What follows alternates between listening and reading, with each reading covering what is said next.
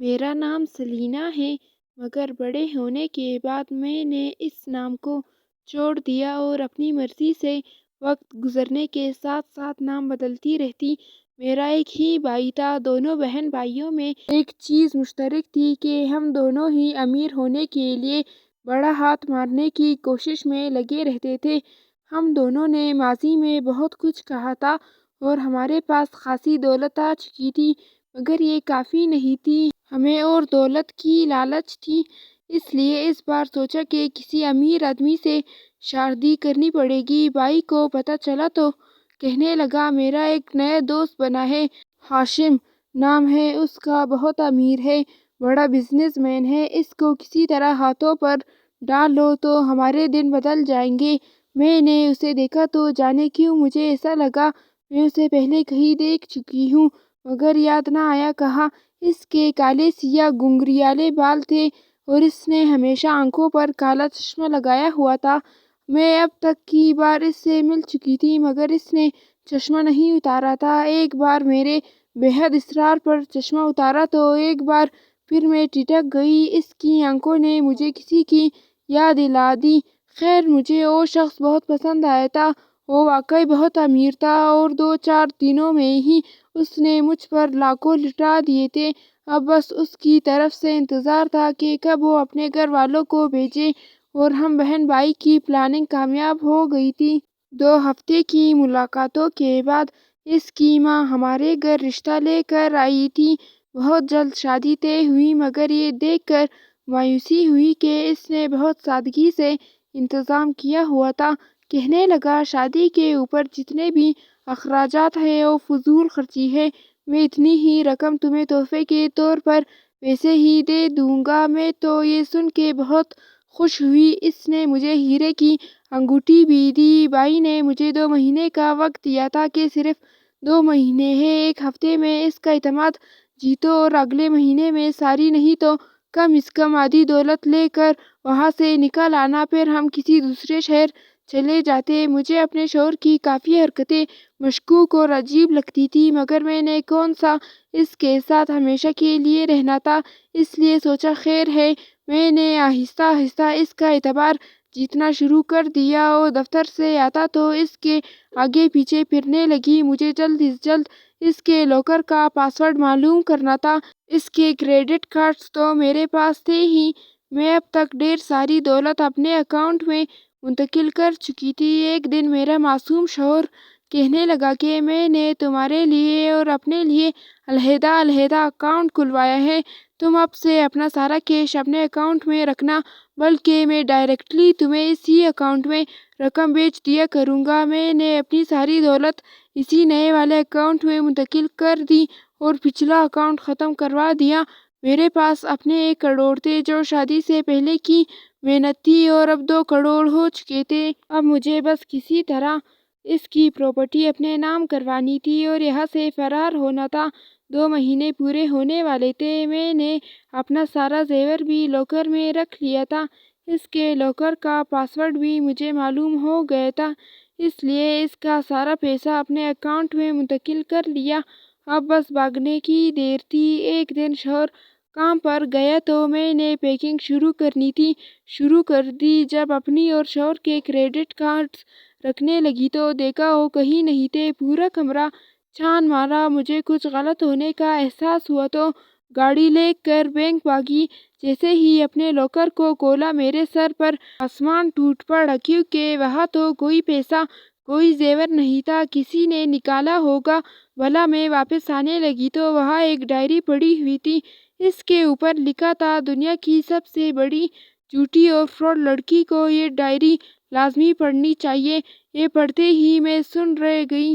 وہ یقیناً میرے شوہر کی ڈائری تھی۔ میں نے دھڑکتے دل سے پڑھنا شروع کیا۔ اس نے اپنے آپ پر لکھی تھی، میرا نام امجد ہے اور میں ایک غریب گھرانے سے تعلق رکھتا تھا۔ میرے والد کا بچپن میں ہی انتقال ہو گیا تھا، اس لیے جب میں بڑا ہوا تو مجھے احساس تھا کہ اب مجھ پر ہی پورے گھر کی ذمہ داریاں ہیں۔ اس لیے میں نے پڑھائی کے ساتھ ساتھ نوکری شروع کر دی۔ جب تک میں نے کمانا شروع نہیں کیا تھا، تب ایک رشتے دار مدد کر رہے تھے، لیکن جیسے ہی میں نے گھر کا خرچہ اٹھانے کی کوشش کا آغاز کیا، سب نے ہاتھ کھینچ لیا۔ میں نے ماسٹرز کر لیا تھا، لیکن مجھے گورنمنٹ کی نوکری نہیں مل رہی تھی۔ ایسے میں ایک دوست نے مشورہ دیا کہ یار تو آن لائن پڑھانا شروع کر دے۔ پاکستان کے لوگوں میں سے اکثریت کو انگلش نہیں آتی اور تیرا ماسٹرز انگلش میں ہے، تو پڑھانا شروع کر دے، اچھی کمائی ہو جائے گی۔ میں نے کہا چلو ٹھیک ہے، ایسا کر کے دیکھ لیتے ہیں۔ میں نے آن لائن ٹیوشن پڑھانا شروع کر دی، اچھی فیس جمع ہو جاتی تھی۔ آہستہ آہستہ میں نے اپنا یوٹیوب چینل بنا لیا اور ساتھ ہی کالج میں لیکچرر کی نوکری مل گئی۔ حالات ایک دم ہی بدل گئے، میں زیرو سے ہیرو بن گیا، میں امیر ہو گیا۔ مگر میں نے آن لائن پڑھانا ابھی بھی نہیں چھوڑا تھا۔ سب اسٹوڈنٹس اچھے تھے، مگر ایک لڑکی کی مجھے سمجھ نہیں آتی تھی۔ اس کا نام نغمہ تھا اور وہ ہمیشہ نقاب میں مجھ سے ٹیوشن پڑھتی تھی۔ عجیب بات یہ نہیں تھی کہ وہ نقاب کرتی رہتی تھی اور میں لاہور میں جانے کب مجھے اس کی عادت ہوتی چلی گئی اور میں اسے پسند کرنے لگا۔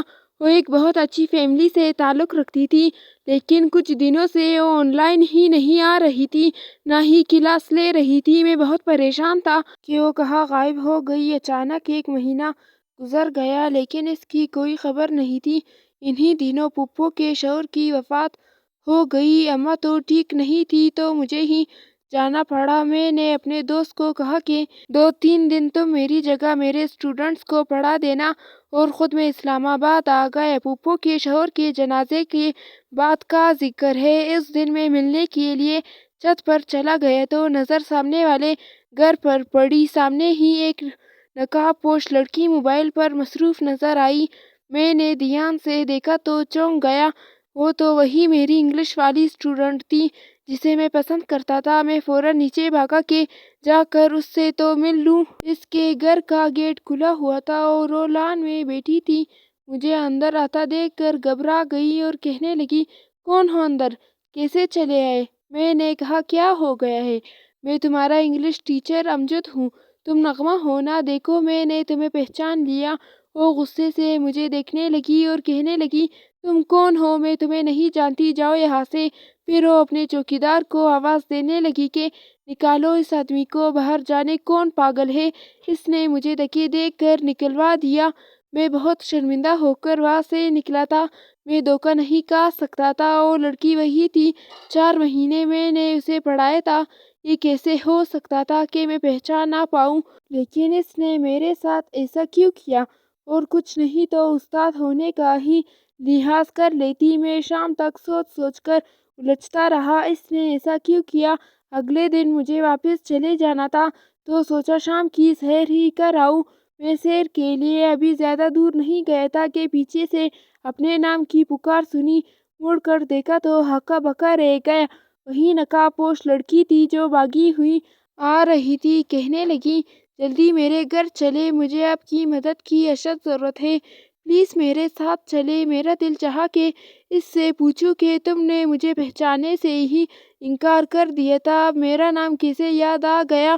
مگر یہ وقت ایسی باتوں کا نہیں تھا۔ میں اس کے ساتھ بھاگ کر اس کے گھر جانے لگا۔ جیسے ہی ہم اندر داخل ہوئے میں نے پوچھا یہ تو بتایا نہیں تم نے کہ کیا ہوا ہے؟ اس سے پہلے وہ کچھ جواب دیتی کسی نے میرے سر پر زور سے کسی چیز کا وار کیا۔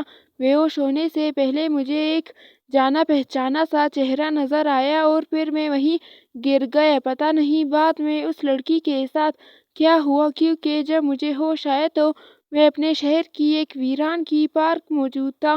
مجھے یاد آیا تو فوراً اس لڑکی کی فکر ہوئی، کال ملانے لگا تو دیکھا نہ میرے پاس سیل فون تھا، نہ بٹوا اور نہ ہی کریڈٹ کارڈز۔ میں جلدی سے اٹھا اور گھر کو بھاگا، مگر میرے گھر پہنچنے تک تباہی ہو چکی تھی۔ میرا بینک اکاؤنٹ خالی ہو گیا تھا، میری محنت کی کمائی جا چکی تھی۔ کسی نے ایک دن پہلے تمام رقم نکال لی تھی، لیکن میرا پاس ورڈ جانے بغیر کیسے؟ پھر مجھے ساری حقیقت سمجھ آ گئی۔ وہ نقاب پوش لڑکی یقیناً فراڈ تھی جس نے مجھے دھوکے سے گھر بلا کر مجھے لوٹ لیا تھا۔ وہ لڑکی کوئی اور نہیں بلکہ میرے دوست کی بہن تھی۔ اس دن بے ہوش ہونے سے پہلے میں نے شیشے میں اس لڑکی کو نقاب اتارتے دیکھ لیا تھا اور حملہ کرنے والا میرا اپنا دوست تھا جسے دوستی ابھی نئی ہوئی تھی، یعنی دونوں نے مل کر لوٹا تھا مجھے۔ میں نے بھی بدلہ لینے کی قسم کھا لی۔ میں نے معاملے کو ٹھنڈا ہونے دیا۔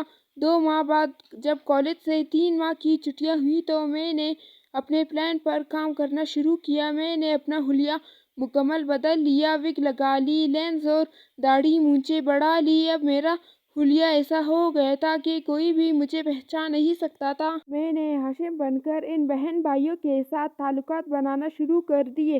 میں ان کی نیت سمجھ چکا تھا کہ وہ مجھے لوٹنا چاہتے ہیں۔ میں بھی اپنے مقصد میں بغیر شادی کیسے کامیاب نہیں ہو سکتا تھا، اس لیے شادی ہو گئی۔ یہاں سے اصل کھیل شروع ہوا۔ میں نے بظاہر اس پر دولت کی ہر بات کر دی، مگر یہ سب اس کا اعتماد جیتنے کے لیے تھا۔ وہ میرے ساتھ کھیل رہی تھی اور میں اس کے ساتھ۔ میں نے اپنا اور اس کا جوائنٹ اکاؤنٹ کھلوایا۔ میری توقع کے عین کے مطابق اس نے اپنی ساری دولت اس نئے اکاؤنٹ میں منتقل کر لی۔ اس کے لاکر کا پاس ورڈ بھی مجھے معلوم ہو گیا۔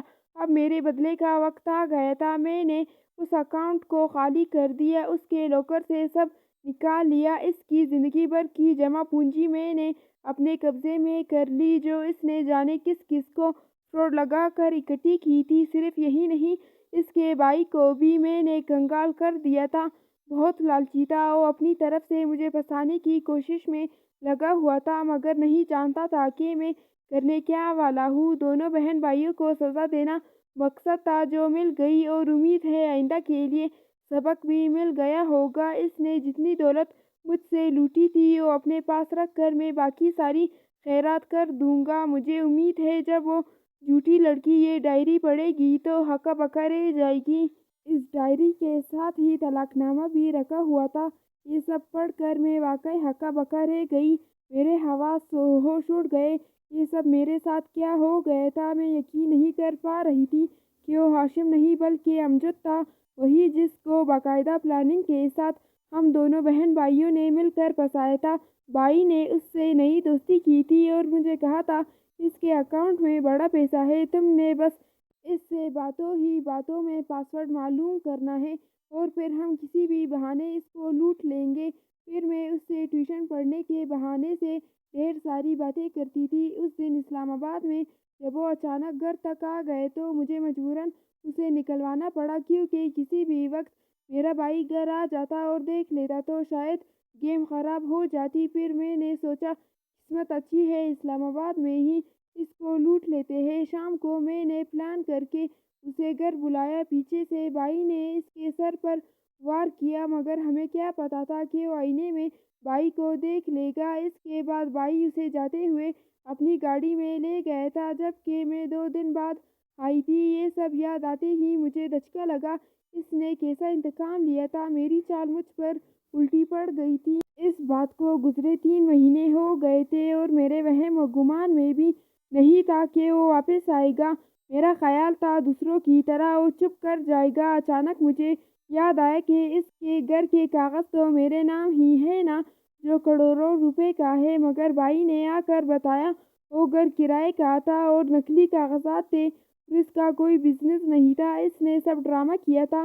ایک ٹیچر ہمیں بیوقوف بنا گیا تھا۔ اس نے ہمارے ساتھ ایسا فراڈ کیا تھا کہ ہمارے پاس زہر کھانے کے بھی پیسے نہ رہے اور ہم سڑک پر آ گئے تھے۔ ہمیں ہمارے دھوکے کی واقعی میں اتنی بڑی سزا مل چکی تھی کہ اب مزید کسی کے ساتھ فراڈ کرنے کے ہم قابل نہیں رہے تھے۔